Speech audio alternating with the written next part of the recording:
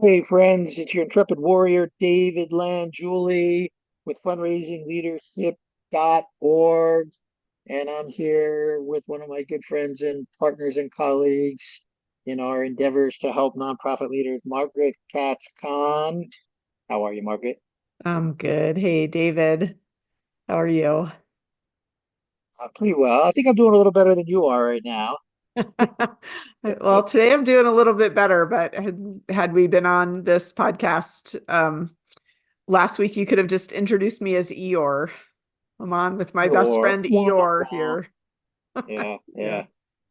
yeah. So before we hit record, Margaret and I were discussing, um, dealing with no's and dealing with the disappointment of putting in a lot of effort and coming up empty-handed. Yeah. So, And we felt like we wanted to talk about this topic because so many of the people in our community do some form of sales, right? Whether it's fundraising or a different form of sales where you're out there and sometimes the answer is no. And kind of like when you flip a coin, it's never 50-50, or I mean, it's always 50-50. Just because you've had a whole long string of no's, you might feel like you're due for a yes, but I don't think that that's the way that statistics and probability always work. And yeah. when, And it seems like it's more like 1 in 10 for us. Maybe in the fundraising world, you do so much, and I remember, when I was doing major gifts, there's so much sifting and sorting that by the time you get to an ask, you get a much higher yes rate, but you've gotten, a bunch of no's along the way, except you're not counting that because you didn't make an official ask, right? You kind of know like this is not a good prospect. So you've already taken them out of the equation. So they don't, So maybe it's more like 1 in 100 or whatever your numbers are, right? Whatever your, uh, um, we all know our numbers. And like sometimes, every time you start a conversation, whatever your probability rate is, it resets to whatever the rate is. So like we're talking about hurricanes here in Southwest Florida. Well, we just started a new hurricane season. It's 1 in 100 chance that I'm going to get hit this year. Even though I've had gotten hit twice in 5 years. No, that's not how it works. right, it's a reset every time. And I think this is a great conversation because all of us, whether you are in fundraising or sales or starting a business, you get no's. And sometimes they don't even come from your potential clients. Sometimes they come from your family. And so we just wanted to dive a little bit into just the perspectives, the choices that you have when you start to feel demoralized Mhm, by mhm. collecting no's. Yeah, collecting those. I Um, one of my former bosses, when I was actually doing sales, used to say,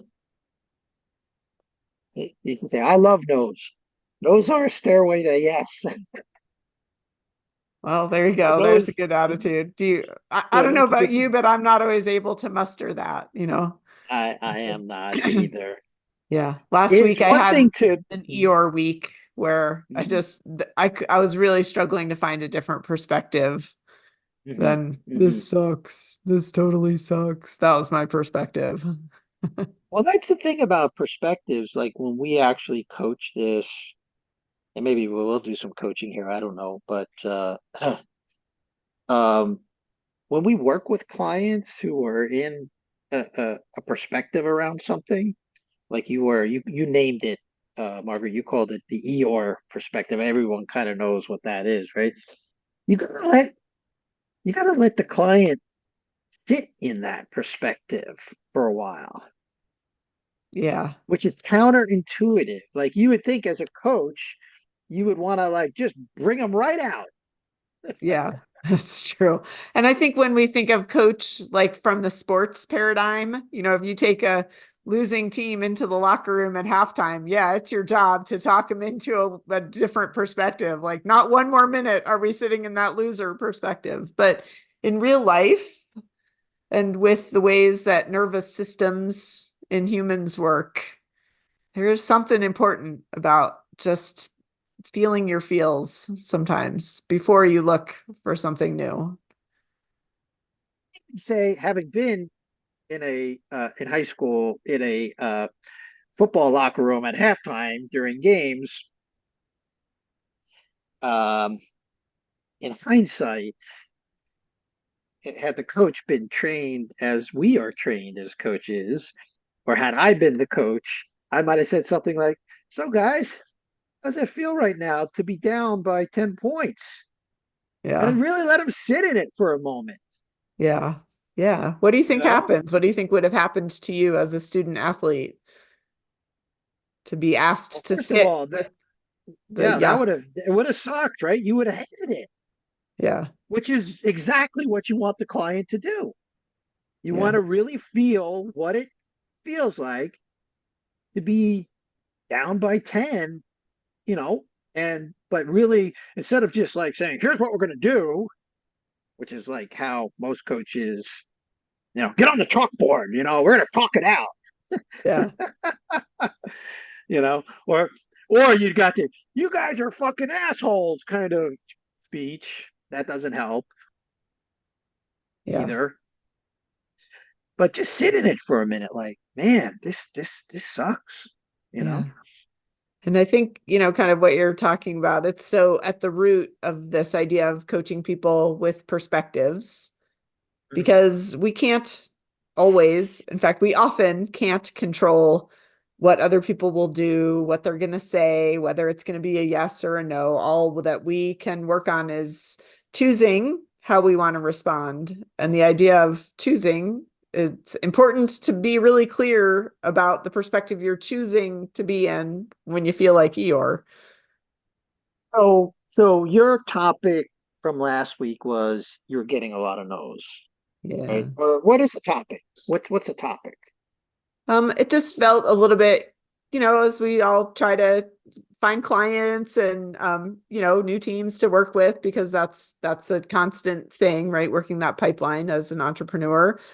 Mhm. I just was feeling like I was in a black hole. I'd put out things on social media and I wasn't getting the response that I would hope. Sometimes, not one thing, not one like, not nothing. And then I had a couple of sales conversations that didn't result in anything. And yeah, I was just feeling super defeated. So is the topic business development? Like Like, fundraising development. no, business Oh, development. Like, business development. Yes, yeah, it was a business. business Okay. development All issue right. So your last week. But it topic was was also, I felt like Eeyore, and I knew I felt like Eeyore, and I couldn't quite, find what I needed to turn it around. so I have permission to coach you a little bit here, right? Always. Yeah. All right. So Always. There's my Eeyore voice. Always. so you might still be standing a little bit in. So the way you were seeing it was like you named it. It's like kind of like Eeyore, right? That was the way you were seeing the situation. Like, oh, why always me? Yeah, I'm never gonna get a break. Yeah. Right, right. What's wrong Yeah, with me? Why don't people love me more? Yeah, it right. was a little bit of that. It was a bit victim, right? It was a bit of victim in there, right? Yes. What else was in there for you? Um, well, I think the conditioning in my mind, that voice that comes up, I guess probably it's a version of the judge that starts saying, maybe you shouldn't be an entrepreneur. Maybe you're not cut out for this.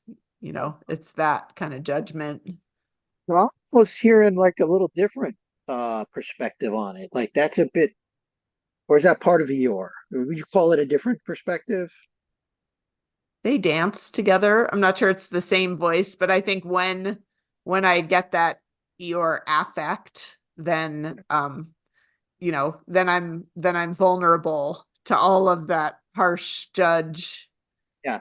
Yeah, it might be a part of it. Yeah, it's the in some of the other work. This is just for the audience. Our in our positive intelligence coaching work that Margaret and I do. We have all these ways we sabotage ourselves, and we name these things like victim and judge, and they collude with each other in creating Yeah. a perspective on the situation. So you're kind of judging yourself, you're judging the situation, and the way you're seeing it is a bit victimy. That's kind of like it's all in there. Yeah, it is. And then, All right, and then nothing in your life is off limits. Some of you know that I had a knee surgery a couple months ago and I'm trying to still come back from that. But, for months before that, I didn't do a lot of exercise. And so, then there's like, I can't, work is hard and I have no fitness. And I like, and then like, is there anything else in my life that like it just becomes this giant pile on, or it can. pile on. It can. Yeah. So where are you with it this week, today, right now? I'm feeling a lot better, and I did have a sort of a turnaround moment yesterday. Okay.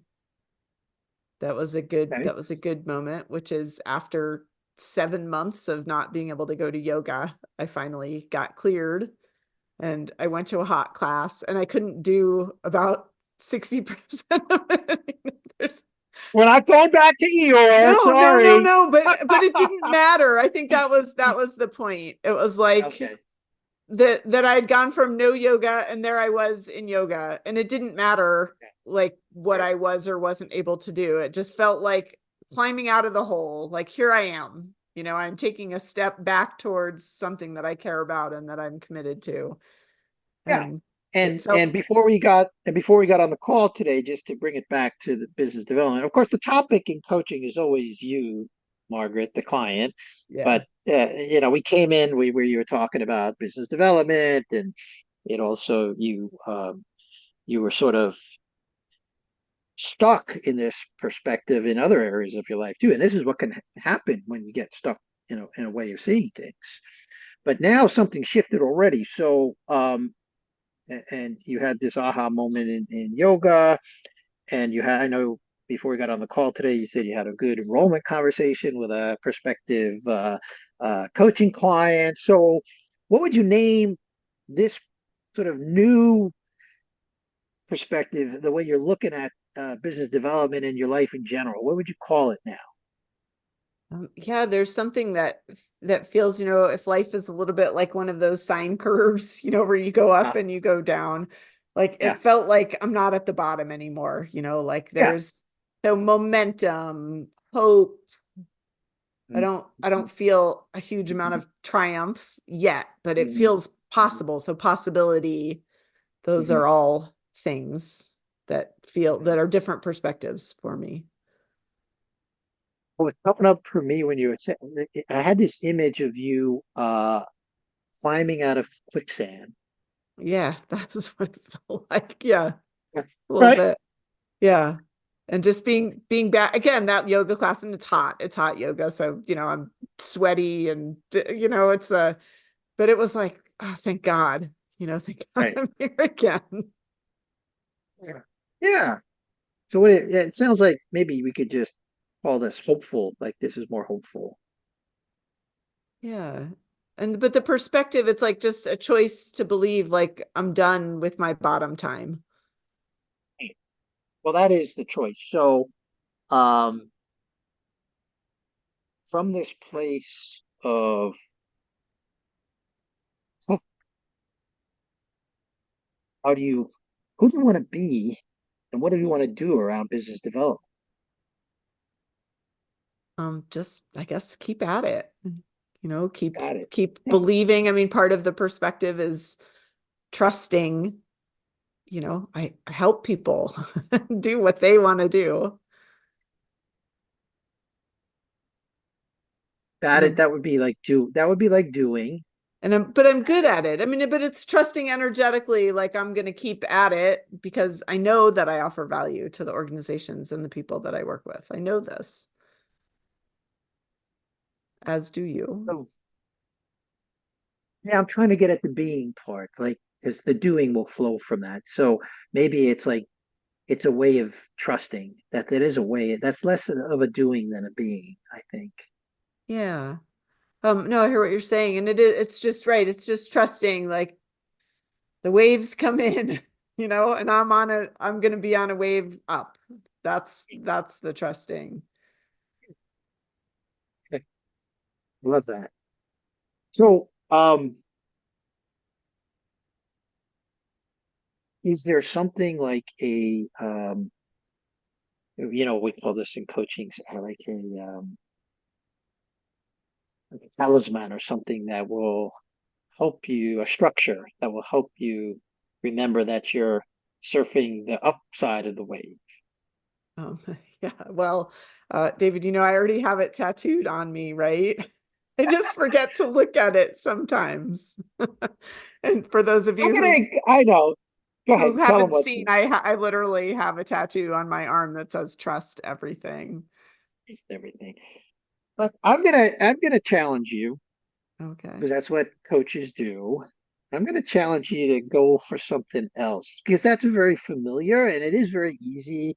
It's actually on your forearm and it's so easy to overlook something like that. I want you to think about something new, something else that at least as you're riding this wave out, you can always have your tattoo, but something else maybe that you could use as a structure to remind you to keep believing and trusting.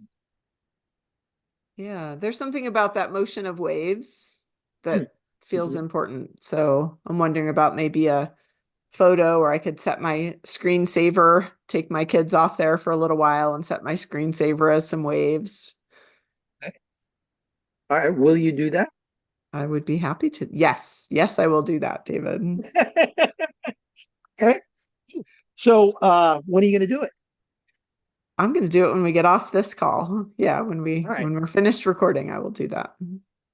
Will you send me, because I know you're very skillful with your phone. Will you send me a photo of your screensaver so I can see it? I'll send you a photo. I'll send you a before and after. How about that? Yes, that would be great. Thank you. All right. Well, that's a little bit of what we would call formally we would call that some balance coaching in our coaching model. It's a way of shifting perspectives. Maybe you could share a little bit about what that felt like, Margaret. Yeah, and I think often when we work with clients, if David and I had had this conversation last week, I think the coaching would have felt really different because I know David is a really great coach and he would have helped me find a perspective. And as it happens, by today, I've already found a different perspective a little bit on my own. And so David's just helping me to sort of strengthen and deepen and remember how to grab onto that. But either way, the coaching is it's a good thing. It's a life raft. Yes. Yeah. So, yeah, and it can be like that. Sometimes, I've worked with clients in the past where they are stuck in EOR, like they'll come in 2 weeks and they'll still be in EOR. You know, part of working with a coach, uh, like Margaret or me, is that you start to learn how to coach yourself out of EOR, Right. Yeah. right? It takes a little skill to do what we just demonstrated here. And so if you work with one of us, you will become more skillful at sort of identifying when you're stuck in a perspective. And you could, if you feel like if you are stuck in a perspective right now and you want some coaching around that, please reach out to one of us and Michelle and engage us and we'd love to help you and work with you. And, Eeyores are for the, welcome. yeah, all ERs are welcome.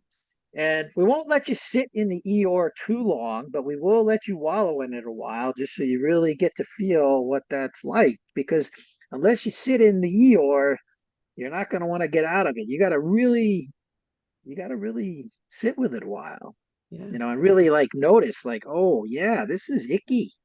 Right. And that's what helps you remember to look for a new perspective.